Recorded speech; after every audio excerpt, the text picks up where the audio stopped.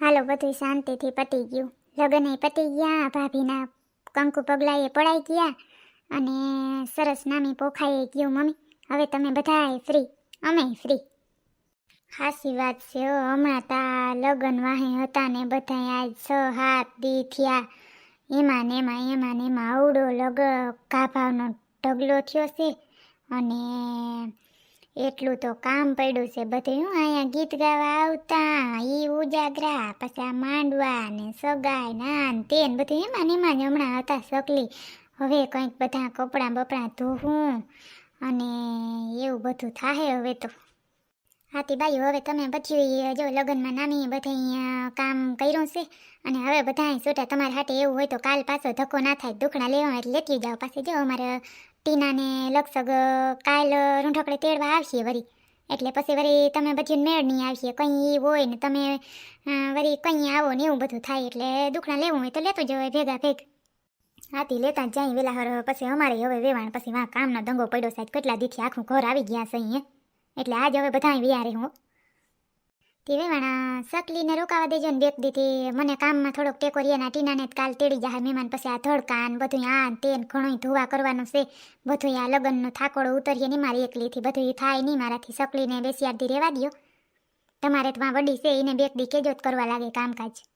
હા મમ્મી સાચી વાત છે. અહીંયા મારી મમ્મી બિચારા એકલા રહ્યા. જો સોનકી માસી એ આજ વૈયા જવાનું છે ને, ચંપાડીને આવે છે પરીક્ષા, તો એ કરે છે કે મારે એક્ઝામ છે સખીબેન, એટલે મમ્મી એ રહે નહીં તો સંપાડી હોય ને તો મારી મમ્મીને ઉપાધિ ના હોય. બિચારી બધું કામનો ભાર ઉપાડી લે. પણ હવે હું રહી જાઉં તો મમ્મી.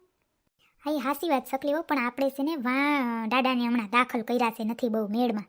તે પછી ટિફિન ઘરનું કામ કરવું, ટિફિન કરવું બધું જ ના થાય ને. દવાખાને આપણે રહેવું જોઈએ ને એકાદ બે જણાને. દાદા દાખલ છે એમના. આ તા લગ્ન વાહે રહી ગયા. વા પછી ઓલા પોપટને મેનાવાને એ ગયા હતા દવાખાને. અહીંથી લગ્નમાં જોઈ ને એક દી આવીને વૈયા ગયા હતા. પછી ક્યાં લગ્નમાં આવ્યા હતા જ. એ દાખલ છે દાદા. હા તો તમને કીધું નહોતું આમ કે વળી રંગમાં ભંગ પડે ને એટલે વધારે જરાક મજા નથી દાદાને. દાદા ત્યાં હાલતા અઠવાડિયે દાખલ હોય તો હું મારે જ બધો કામનો ઢેડો કરવો. એ મારા હાવને હું મારી પાસે પોસો દેખી જાય એટલે બધું હું સકલી વાવ.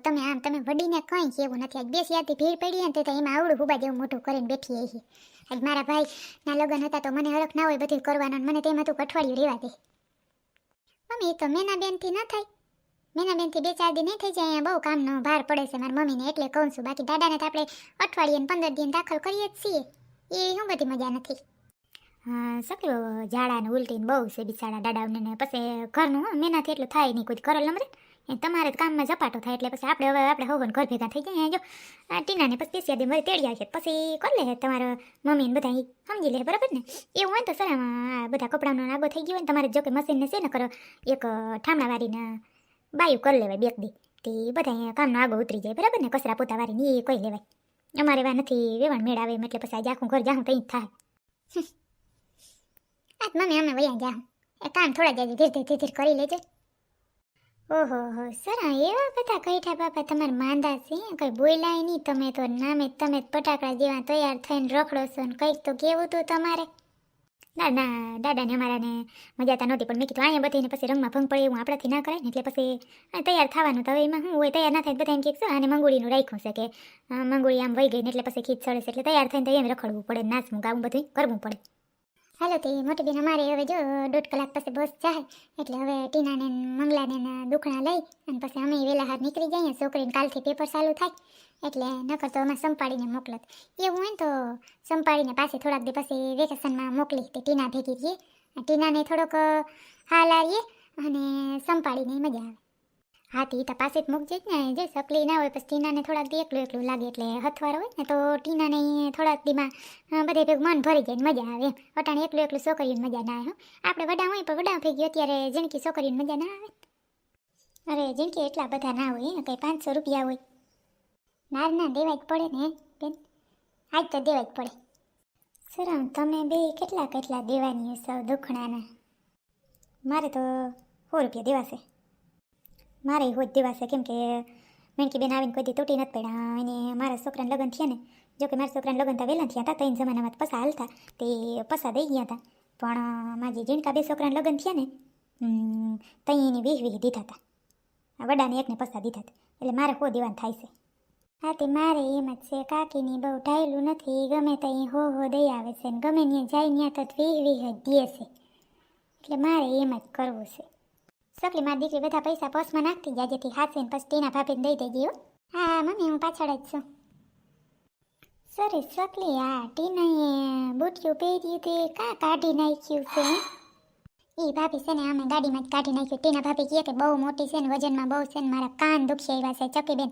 તો પછી મેં જ કીધું મેં કીધું લાવ ને કાઢી નાખને ફોટા બોટા બધું પડાઈ ગયું છે ને કપલના ફોટા જમીન પછી તરત બધાય પાડી તો લીધા હતા. તો મેં કીધું રોગે રોગ વજન ઉપાડવાનું બિચારી આખો દી થયા કવડી કવડી બુટી હતી મોટી મોટી એટલે કાઢી નાખી છે. સેજલી ભાભી સેજલી ભાભી તમારે જ મજા કાં હવે દેરાણી આવી ગઈ બેને ગમે તે કુટુંબમાં પ્રસંગ હોય તો દેરાણી જેઠાણીને હથવારો ને કાં?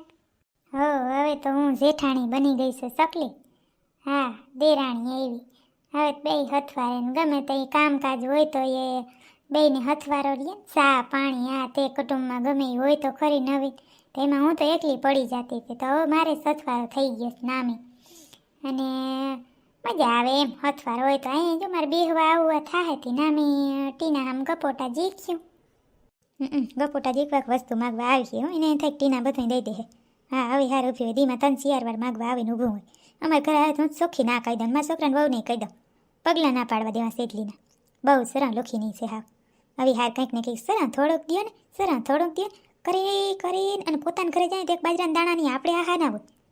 હા કયો બરાણીમાં કંઈ સમજાણું નહીં મને કંઈ કીધું ના ના ગગી હું તો કામ શું આ બેન ને કે અમારે સેજલીને હથવારો રહે ટીનાનો એમ તો ઠીક મેં કીધું કંઈક બીજું બળબડ કરતા હતા. અને મારા વ્યુઅરમાંથી 2-3 ગિફ્ટ આવ્યા છે કહેતા હતા કે કૂપન મોકલવાનું છે તો નામ લેવાનું નહોતું સોરી. એક તો છે જસ્મિતાબેન બાદરશાહી અને બીજા છે પ્રિયાબેન દેસાઈ. ખાસ કરીને એ બે બહેનોનું કહેવાનું હતું કે અમારું નામ ચકલીબેન લેજો ને લેજો તો તમારું નામ લઉં છું. થેન્ક યુ જસ્મિતાબેન બાદરશાહી અને પ્રિયાબેન દેસાઈ. ખૂબ ખૂબ આભાર. આવી જ રીતે સપોર્ટ કરતા હોય ને બીજા બધા મિત્રો પણ સપોર્ટ કરો, લાઈક કરો, શેર કરો, કમેન્ટ કરો તો જ આપણી ચેનલ આગળ વધવાની છે. ને મિત્રો શેર કરો શેર બીજાઓને તમારા જેવા જ દોસ્તારો કે ભાઈ બહેન કે આ તે તમારા પરિવારને કોઈ એવા હોય એને આવા વિડીયો ગમતા હોય ને શેર કરો. અને હવે તો જો અમે થાકીને થઈ ગયા છીએ એટલે સૌના ઘરે વયા જશું કપડાં ધોવાના બધું આ તે કરવાનું. અને તમને બધાને મેરેજમાં કેવી મજા આવી કમેન્ટ કરજો કે આમાં મજા આવી હતી આમાં આમ થયું તેમ થયું. કમેન્ટ જો કે તમે કરતા હતા જ પણ તોય હજી હવે લગ્ન પૂરા થયા છે તો હવે કમેન્ટ કરજો કે કેવી મજા આવી હતી. હાલો હવે અમે અમારા ભાભીની અંદર લઈ જઈએ પગલાં પડાઈ ગયા છે ભાભીના અને સકલી અને નાકરા બિસાડી ટીના થાકી ગઈ બિહાડો ક્યાંક ઊભા પૈગે રાખી છે ત્યાં જ નવી હવે વહુ આવી છે. હા સાચી વાત છે સોનકી માસી હું વિવરામ વાતોમાં સડી ગઈ હતી તો પછી ભૂલાઈ ગયું. ચકલી તારા ભાભી કાલ સાંજ સુધી રહેવાના છે કે બપોર સુધી? તો મારી મમ્મીને કહું કે દુખણા લઈ જાય એમ. ના સવારમાંથી લગભગ આવશે તેડવા કદાચ.